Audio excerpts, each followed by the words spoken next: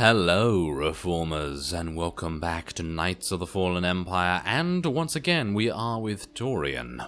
Now, if you're looking for good deals on games, you can check out the link in the description to g2a.com, as they currently have a weekly sale going on, or at least, they have weekly sales relatively often, and you can use my code REFORM for 3% off at checkout, if you so desire. Anyway, we are now back at the camp, and we are going to be heading on in and speaking to Mandalore and, hopefully, launching a rescue mission to go and save the other guys. I actually don't know what happened with that, because we destroyed all of the droids, or we helped at least by aiming the guns at the droids, and it seemed to do something. So hopefully, maybe we're gonna go and launch some sort of rescue effort now. Severe damage to the inner ring of factory defenses. Plus, those shields are down. And our losses? 28 seasoned Mandalorian warriors. But how they took their foes with them. 1,000 mindless, programmed machines lie in the dirt today. Oh, future generations will sing songs of our brother's sacrifice against the spawn of Production Line 15 Alpha. They're dead. No point mocking them. Except they're not all dead, because you didn't concentrate your firepower. We'll pay for that tomorrow. The factory's damaged, but still functional. The longer we wait, the more droids it will produce for defense. Agreed. But my people have been at this a while. You, me, and Como can plan in the morning, when the troops are fresh. For tonight, we celebrate survival. Show us how an Aruti like you handles Mandalorian drink. Rough battle, probably a rough party. Not many outsiders celebrate with us. I'm looking forward to it, Torian. The Jedi and Mandalorians have spent too much time fighting. Maybe. Don't talk like that in front of the guys. Come on, I don't mind fighting, but it's good to see friends before dying.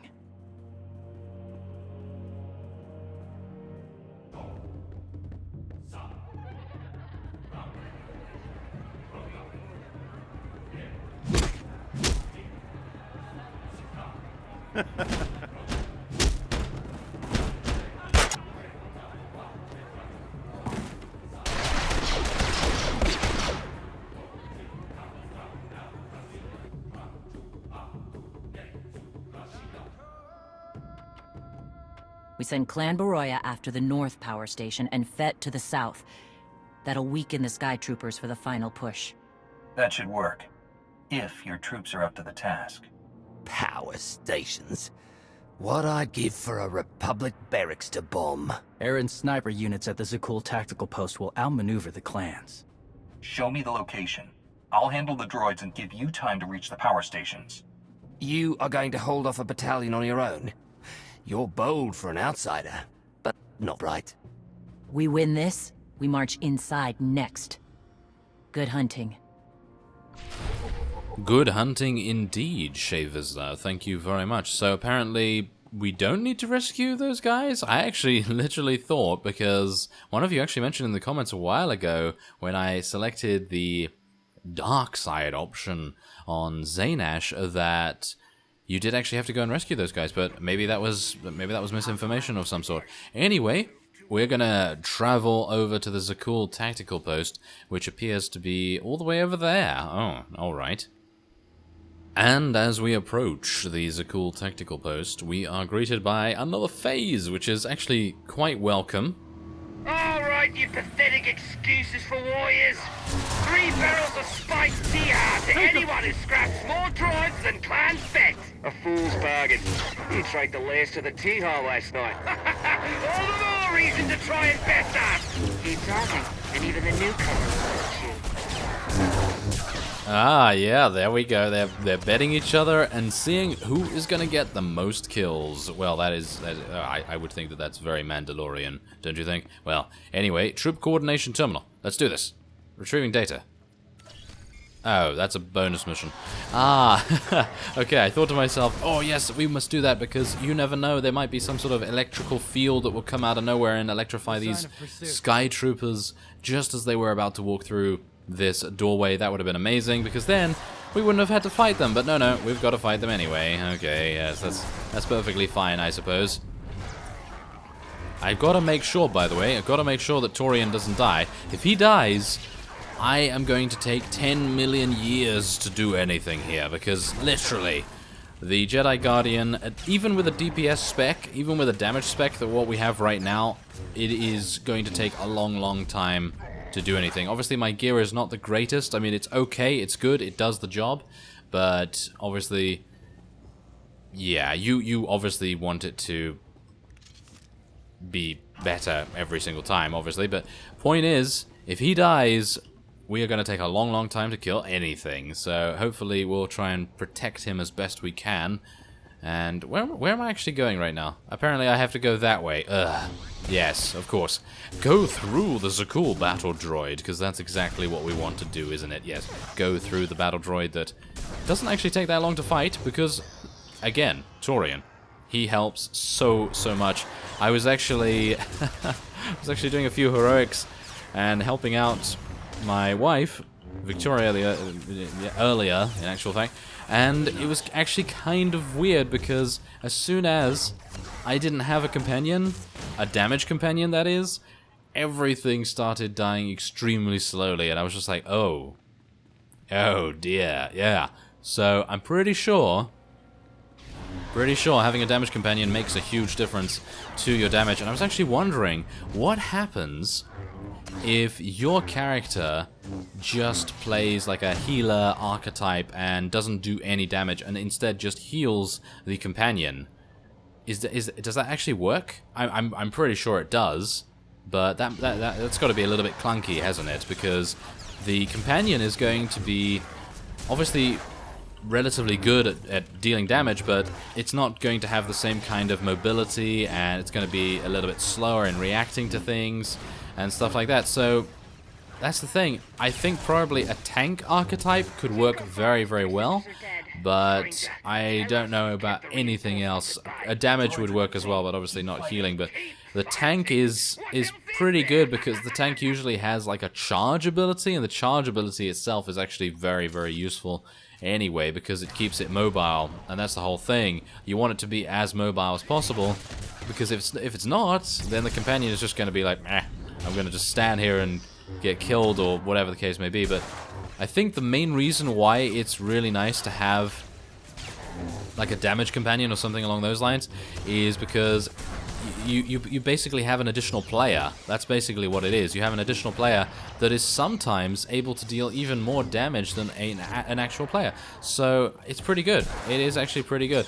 And obviously they did that on purpose, because the original companions, they were nowhere like that. I mean, the original companions way back, I can only really speak about the trooper companions, basically, because, I mean, I remember that the most from the original sort of previous version, should I say, previous version of the companions in Star Wars The Old Republic, because obviously they changed them so significantly. All forces begin withdrawal. Soon we march into the guts of the machine. Torian, see if you and the newcomer can shut down the perimeter sensor. Cover our retreat. Ah, there we go. We have to disable the perimeter sensors. Well, that's good. Yeah, it's very nice. Thank you very much for updating me on the objectives. Obviously, interrupting my train of thought there a little bit. But yes, anyway, the older companions, they all had specific weapon sets. They all had specific abilities. And that was actually really cool. I really liked that, because the new companions, they've kind of lost that identity. They kind of don't have those unique things. Like, I remember Ilara Dawn, who is the romance option for the male trooper, is a healer in the original version. You know, she's a healer. She has a pistol, blaster pistol, and she wears heavy armor as far as I'm aware, or medium armor. I don't know. I can't remember. But then you have someone like Zalek on the Sith Inquisitor, and he uses completely different abilities. He's not the same by any stretch of the imagination, so it was actually really nice that they had their own identities, and now that's lost. But in turn, they are actually a lot more effective and much more helpful than they used to be anyway. You shut down the sensors. I'll watch your back.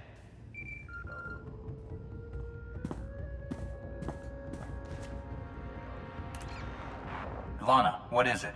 I have a surprise. Schematics for the Darvanis factory procured by Theron. They're patchy, but they should help you and the Mandalorians concoct a battle plan. Good.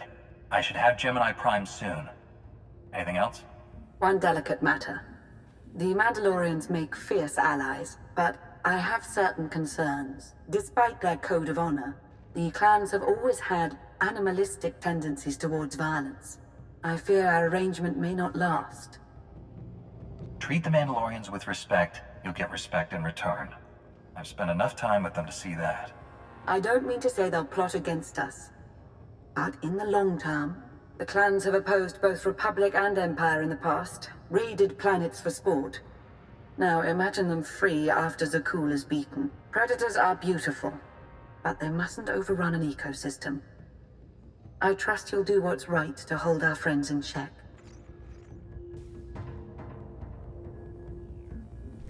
To do what's right? What does that actually mean, Lana? Are you saying that I should exterminate every single Mandalorian or cause them to lose more troops than they otherwise would? Is that what you're trying to say? Are you trying to say that I should weaken them so that we could potentially beat the Mandalorian menace, quote unquote, because they are too dangerous to trust as allies? I think they are a very honor-bound but somewhat reckless at times,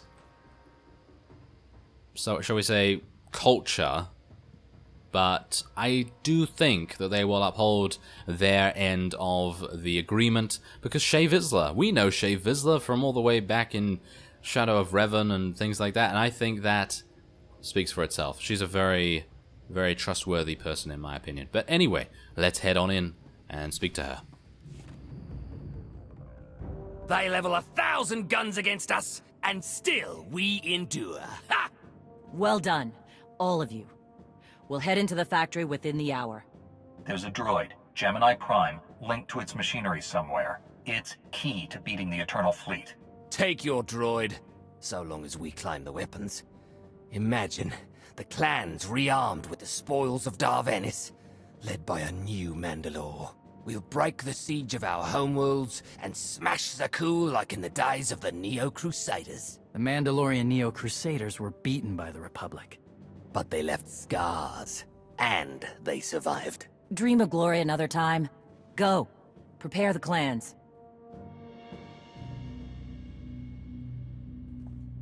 One commander to another. Half the time, I feel like I'm making calls just to keep my people together. Anyone can plan a war or negotiate a treaty. Not anyone can hold an army together while doing it. No. Not anyone can. Let me show you the battle plan we've got. You want to add anything? Now's the time.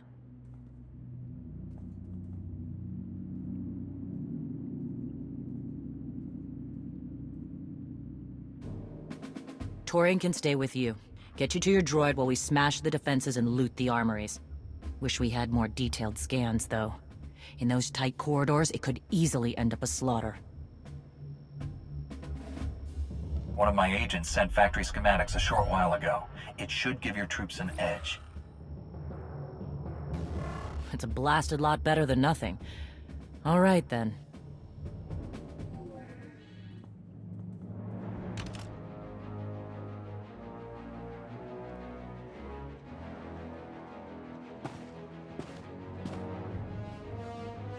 Mandalorians, prepare for battle. There's no vengeance to be found today. No droid is worth an honor killing. But we fight because we're promised a shot at the enemy fleet. We fight to claim weapons for our war. Today we march. We bleed, exhaust ourselves, and die. Because our true destination will be a battle worth winning. Follow this outsider who fights among us and seize victory! You may not be one of us, but today, the Vanguard is yours.